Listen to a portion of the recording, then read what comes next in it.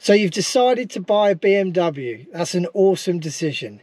Here's some tips on what to look out for when you go to have a look at any used BMW. So the first thing to do is have a walk around the vehicle. Now it's a good idea to have the keys from the dealer or the owner so you can actually get in the car, start the car up, then you can turn all the lights on, put the hazards on, so fog lights, anything that you can turn on for the outside of the car, do that, ready for your walk around. So you can check all the lights are working, the side lights, the running LEDs, etc., fog lights, as you're walking around. Now take your time, don't be in a rush. Slowly walk around the car and just have a look at the gaps between the panels. Make sure that they're even. That's a telltale sign if they're not, or if there's a big gap at the top and a small gap at the bottom, that panel's been off and on again for whatever reason. So yeah, just have a good look at the panels as well as the panel gaps as you're walking around the car. Make sure that the paint on each panel matches the previous panel, so there's no big imperfections or color changes as you're walking from panel to panel. So it's a really good idea to look at the reflections in a panel and each panel of the car as you're walking around, because as you look at a reflection you can see any imperfections that are on that panel, which are the much smaller dents or stone chips, etc., on each panel. Now whilst we're on stone chips, have a really good look at the front bumper and bonnet, because that's an area that tends to get a lot of stone chips, especially if the car's done a lot of motorway miles, because you know you're going to get a lot more stone chips in those areas, and that can cost, you know, £500 per panel to rectify. So that's something to think about. So before I move on to the next few tips of what to look for before you go buying your BMW, if you're finding this video helpful, give it a like and why not subscribe.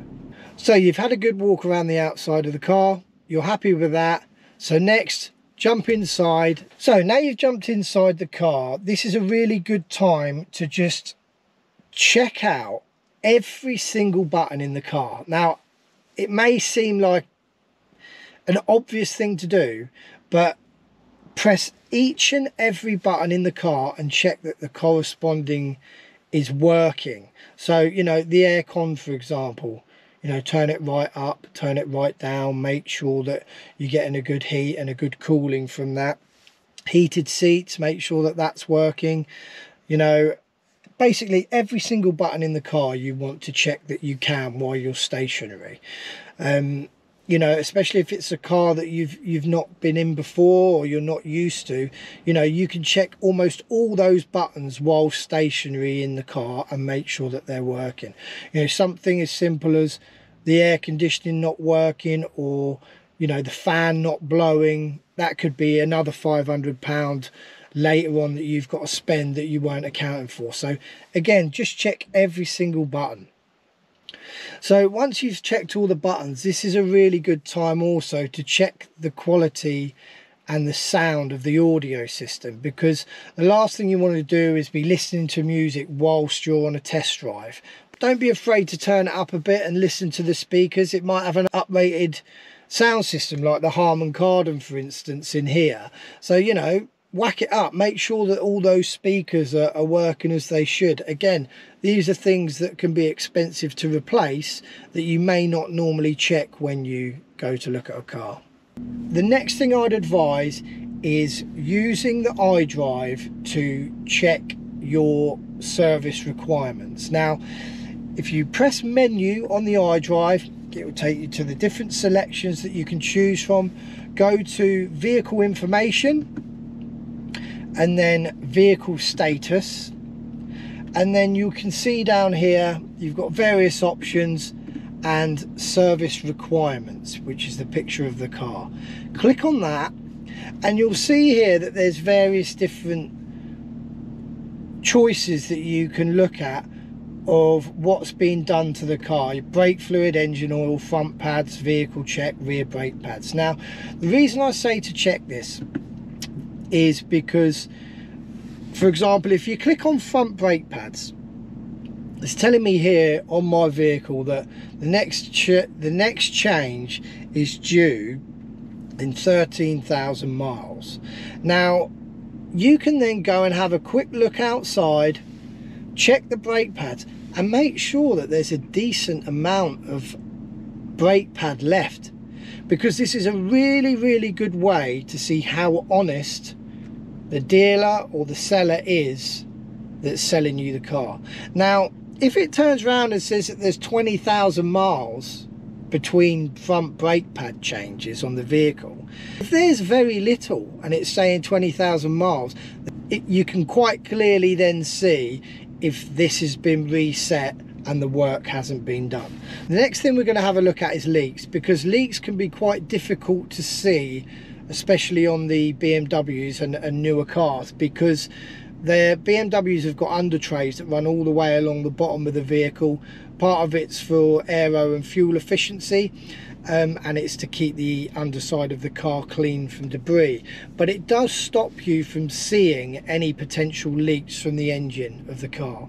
So what we're going to do, we're going to pop the bonnet, we're going to have a look, and it's a good idea to do this not only before you take the car for a test drive, but also when you get back, because sometimes you get a savvy dealer who knows about the leaks and they'll clean all the car, the engine bay, and it will look pristine and there'll be no evidence that there's any leaks there.